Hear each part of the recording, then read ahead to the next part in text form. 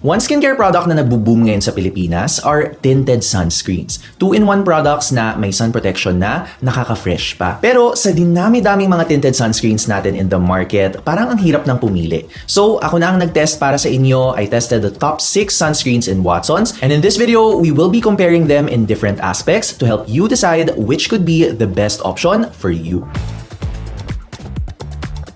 So when it comes to tinted sunscreens, maraming iba't ibang mga factors ang kailangan nating i-consider when it comes to comparing them. So we will be testing and comparing them in 5 different aspects. We have texture and blendability, coverage and white cast potential, tone adapt factor, skin finish and hulas factor, and also finally the price per ml. And for our 6 sunscreens na i-compare natin, I decided to get some of the most accessible tinted sunscreens na lahat ito guys available sila sa Watsons. Hindi to sponsored by Watsons or anything, it's just that ito talaga yung pinakamadaling hanapin talaga ng mga tinted sunscreens. So first, of course, we have the Belo tinted sunscreen na matagal nang nasa market, probably the OG tinted sunscreen in the Philippines. But also, we have some tinted sunscreens that were released in 2023. So first, we have the Lux Organics High Protection Perfecting UV Tint, Hello Glow's Niacinamide tinted sunscreen, and also Koji Sans tinted sunscreen. But we also have some recent releases like the Fresh Skin Lab Collagen Mattifying tinted sunscreen released in late 2024, and also Dr. Sensitive's tinted sunscreen also released in early 2025. So as you guys might have noticed, ang criteria natin dito is first and foremost, dahil tinted sunscreen sila, is that they are high protection sunscreens first. Meaning unang-una, ang minimum natin dito is at least SPF 50 PA3+.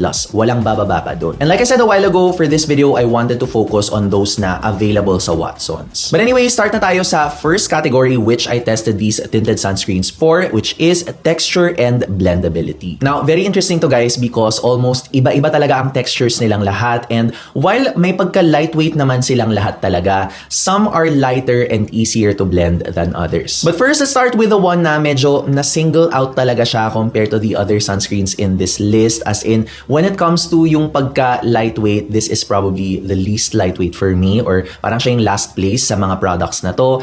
It's sadly the Hello Glow Niacinamide tinted sunscreen. Now, while it is a hydrating cream formula, konti na lang kasi medyo parang foundation na yung consistency niya. And while lightweight naman siya compared to other foundation products, kapag kinumpare mo siya with the other tinted sunscreen sa listahan natin, medyo mas lightweight and easier to blend pa rin talaga yung ibang mga options natin sa list. Siguro yung blendability na lang niya, I guess compared to other foundation products, this is a bit easier to work in onto the skin, pero medyo malayo pa rin talaga compared to the other products sa list na to. Now, following that is the Lux Organics Perfecting UV Tint, and I know magkasunod sila ni Hello Glow pero medyo malayo yung agwat nila because this is a much lighter and more fluid na consistency, almost like a tinted sun milk na siya. Now, at first, medyo mukha siyang liquid foundation, but when you spread it onto the skin, that's when you will notice na mas lightweight and comfortable talaga siya compared to other foundation products or other base makeup products. And meron pa siyang parang light hydrating feel on the skin. Definitely not the most lightweight sa list na to, but I would say na in general, hindi naman siya mabigat, and sa skin tone ko, it blends relatively easily. Plus points din because this is fragrance-free. And sinama ko to dito sa section na to because when you blend it onto your skin, doon mo maaamoy yung fragrance, diba? And ito, wala siya. Now, next up is the Belo Sun Expert Tinted Sunscreen, which is actually a light cream, pero in fairness kay Belo Sun Expert, hindi ko alam kung nag-reformulate sila ng konti, pero kahit cream siya, mas easily siyang nagsiset sa skin kasi from a cream, ang bilis niyang spread onto an almost silky feel na medyo glowy at first pero nagiging soft matte din in a few seconds. Now right after, we have the Dr. Sensitive tinted sunscreens, which are actually a really nice cream fluid to water consistency. As in, kapag dispense mo dito, may parang pagka-cream gel siya, but as soon as you spread it onto the skin, as in, konting spread nyo lang guys, parang nagiging watery finish or watery feel na agad siya. And I have to say, medyo presko talaga yung feeling niya sa skin. Of course, dahil medyo watery, there's that hydrating feeling, but it also very easily blends and sets onto the skin. Of course, at first, it feels very hydrating onto the skin and kailangan talaga i-work in mo siya ng konti. Pero I would say parang presko yung pag-blend in mo, yung feeling overall. And also, I want to give this additional plus points because fragrance-free din ito. Na kung ito si Dr. Sensitive, parang cream gel to water consistency siya.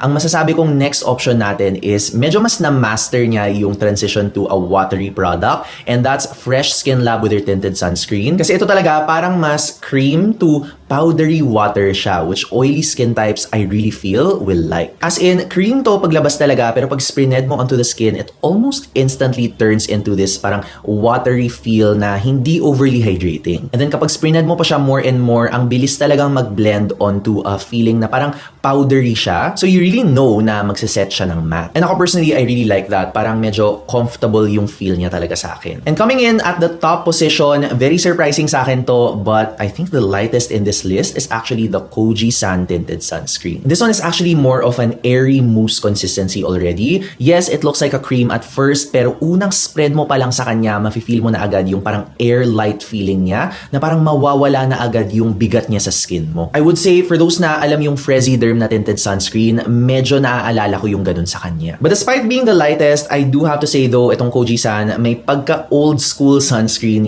yung fragrance niya out of all of them. But for me, hindi naman siya deal breaker. It's just something na medyo napansin ko talaga sa sunscreen na to. So overall, ito yung ranking ko when it comes to texture and blendability. But my personal pick, kahit na yung lightest is Koji-san, I really like yung kay Fresh. Kasi talaga, ang ganda ng feeling sa skin ng parang cream to powder water. And while technically, pinaka-lightweight talaga tong si Koji-san, I do have to say, medyo close fight siya. But in the end, if kailangan mo akong papiliin talaga, I will choose this one kasi ito talaga yung pinaka-comfortable yung feeling ko. As in, ito talaga, it's so comfortable. Medyo confident ako sa kanya na kaya ko siyang gamitin every day. And speaking of pang everyday, this is also another big factor sa atin when we use our tinted sunscreens. Kung pang everyday ba siya or pang special event na tinted sunscreen. May iba kasing parang yung effect nila on the skin is tama lang, may pang konting glow up lang. Kunyari, may pupuntahan ka sa mall, tapos gusto mo medyo fresh ka, baka kasi may makita kang kakilala mo. Pero meron din naman kasing iba na gusto nila medyo may konti pang coverage kapag talaga may pupuntahan kang event. So lahat yan, i-cover natin, no pun intended, sa coverage and white cast factor na category. Now, I combine both of these factors sa category na to because ang reality is the more coverage that you have sa isang tinted sunscreen,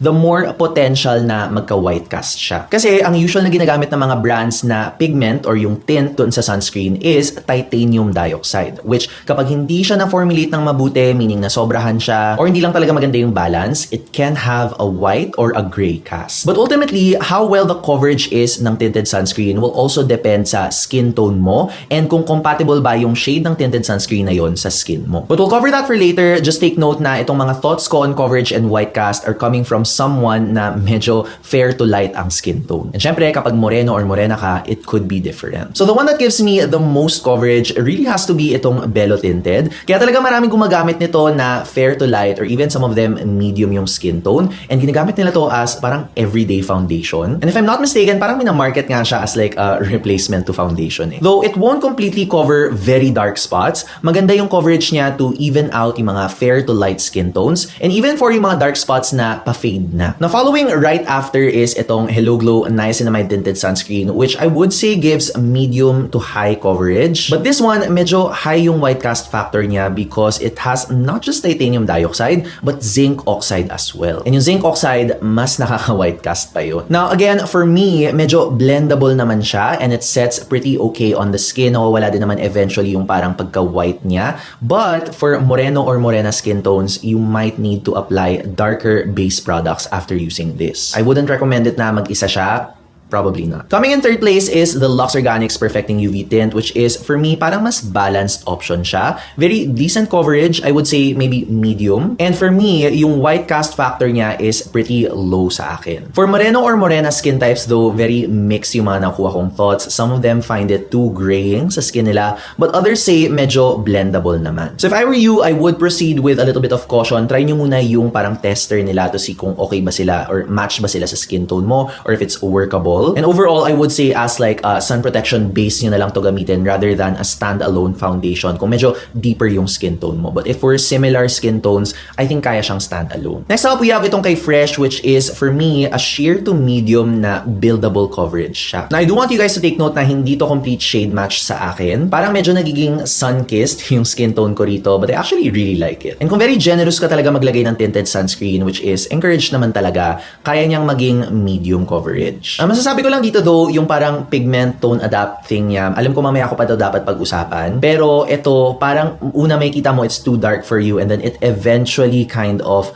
lightens up. Parang opposite compared to the older tinted sunscreens in the market. Diba parang masyadong light siya sa una pero parang magbe-blend din eventually. Ito, parang masyadong deep siya at first and then kapag blend mo, medyo doon mo makikita yung parang tone up effect niya. So kung feeling nyo lang na yung nakita nyong shade dito is baka shade nyo, just watch out. It might still give you a little bit of tone up. And then for our last two, we have Dr. Sensitive and Koji-san, which both have sheer coverage. Medyo pang even out lang talaga siya ng skin tone, as in konting oomph lang talaga yung mabibigay niya. So it's good for those who want maybe like a subtle or like a natural na look sa skin nila or natural coverage. Medyo angat lang talaga sa akin si Dr. Sensitive sa coverage by a little bit because it has two shades which can technically cover more skin tones, like let's say kung medyo warm or cool undertone ka, versus itong si Koji-san na iisa lang yung shade. So overall, here's my ranking for coverage and white cast. Remember lang guys, for these sunscreens, the higher the coverage, usually the higher din the white cast potential. So just my advice, kung meron kang dark spots, unless pa-fade na talaga siya or mawawala na siya,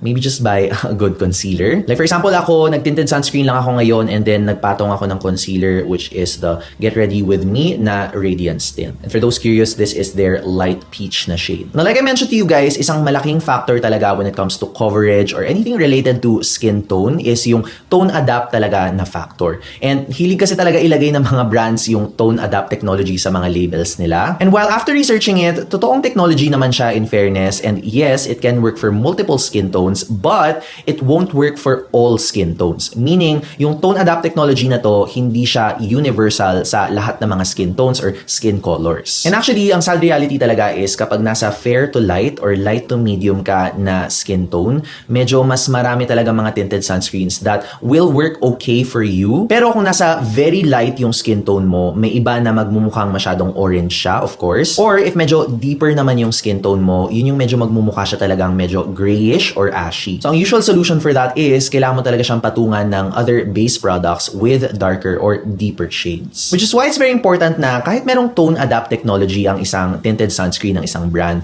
dapat mag-release pa rin talaga sila ng multiple shades because yung skin tone naman natin, it's a spectrum. And dahil hindi nga universal ang tone adapt, it depends on a certain range of skin tones, dapat ganun din yung sinusundan ng mga brands. So for example, a tinted sunscreen that has a shade na fair to light, and then meron pa silang light to medium and then medium to deep din naman. Similar to what Australian Gold tinted sunscreen brand is doing in Australia, hindi man nila na-cover lahat ng mga shades or hindi man siya as precise as a foundation, pero at least medyo malapit or medyo workable siya for different skin tones, di ba? So unfortunately, all our local tinted sunscreens need to improve on this, but for reference, based on how I use these sunscreens, here's a parang short guide na rin on which undertones I think they're most suited for. So let's start with a brand na medyo nag-effort naman sila to give us options pero hindi pa rin enough. It's Dr. Sensitive. So sila lang yung may two shades sa atin, and shade 1 is for me, medyo neutral to cool tones, and shade number 2 is for neutral to warm tones. Meanwhile, ito naman kay Hello Glow and Lux Organics, I would say parang medyo neutral to cool tones siya. Meanwhile, ito namang si Fresh is, I would say, neutral to warm. And lastly, itong si Koji-san, I would say ito na talaga yung pinaka-neutral sa kanilang lahat. Now again, this is coming from someone na ang skin tone ko is baka hindi man ma-reflect ng tama dito sa video na to,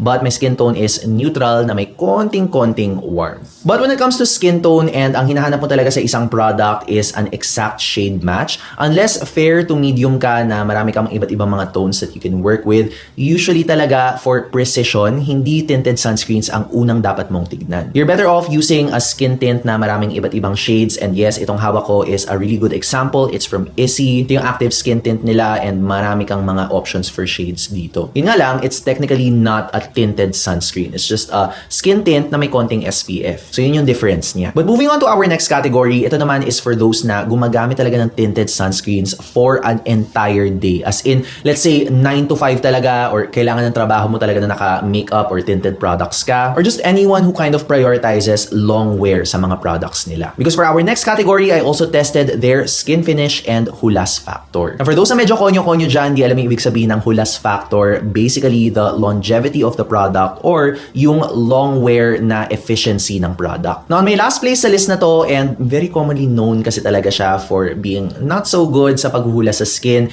it's the Belo Tinted Sunscreen. Now, in my years of experience wearing this sunscreen, kasi diba dati wala talaga tayong option kung hindi Belo Tinted Sunscreen. Ito talaga yung parang at first very prone siya to caking or looking a bit too like powdery on the skin. Now, it does start as matte at first, and actually towards the end of the day, medyo okay pa rin naman siya, pero manonotice mo talaga, especially kung oily ka, parang umaangat yung product sa skin mo, and it starts to look a bit patchy throughout the day. Maybe if normal yung skin type mo, wala ka masyadong mapapansin, but if you're oily like me, or even oily na may konting dry patches, which is what I'm experiencing right now, makikita mo talaga yung patchiness niya throughout the day. Now, for the rest of our options though, in fairness, I would say na effective sila in their own ways, kaya medyo hirap ako to rank them all. Kasi iba-iba rin yung mga gusto ng mga tao. So for this one, i-explain ko na lang yung naging experience ko sa kanila. Then it's up to you to decide kung bagay ba siya sa gusto nyo sa skin niyo at the end of the day. Now, kung gusto mo ng medyo consistent na natural finish even towards the end of the day, yung parang hindi siya matte na matte, pero hindi rin siya yung sobrang oily na oily, although you will see some shine at the end of the day. Yun yung na-experience ko sa Dr. Sensitive and sa Lux Organics. So especially kung normal to combination ka,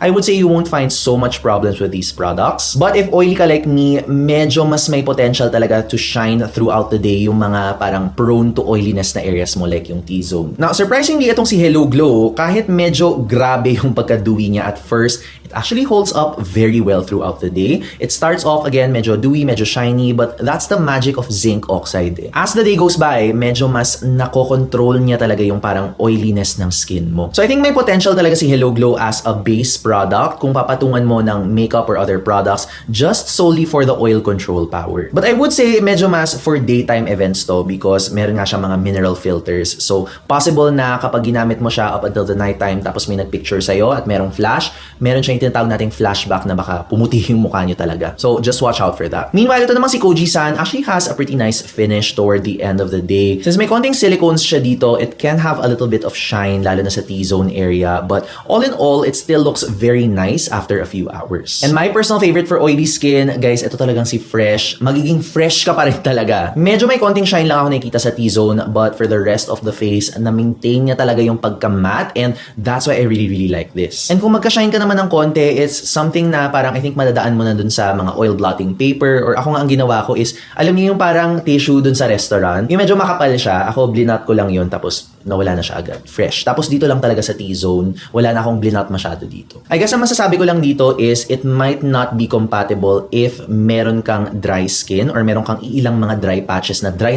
talaga. Because I had a dry patch here kasi gumamit ako ng spot treatment na medyo matapang talaga. And na-notice ko, everything else sa face okay naman, pero yung patch lang talaga na yun, as in medyo nakikita ko na may potential siyang maging patchier. Alam niyo yun. So ultimately, depende pa rin talaga siya doon sa skin type and skin concerns, skin conditions mo, because yun yung basis mo para magka-preference ka. So depending on those factors, I hope medyo ma-narrow down kung alin talaga yung pinaka-preferred ninyo. And last but not the least, move naman tayo to another factor na big thing talaga siya for a lot of you guys, which is yung price per ml. Now, I do want to mention this, lagi ko itong sinasabi kapag price per ml yung usapan kasi maraming tao iniisip nila, yun talaga yung parang basis ng value for your money. But I do want to emphasize na it's not always yung price per ml ng product na magsasabi sa iyo ng value for money niya, because marami pang ibang mga factors that will make a product worth the price or value for your money. Like for example, number 1, yung actual formulation ng product and kung hiyang ba talaga siya sa inyo ultimately. And number 2, obviously, kung yung iba sa atin, smaller sizes lang talaga yung kaya ng budget nila, then of course, wala silang choice. They have to go with that. Usually din kasi, diba, yung parang nakikita mong mas sulit yung price per ml nila, yung mas malaki talaga na packaging na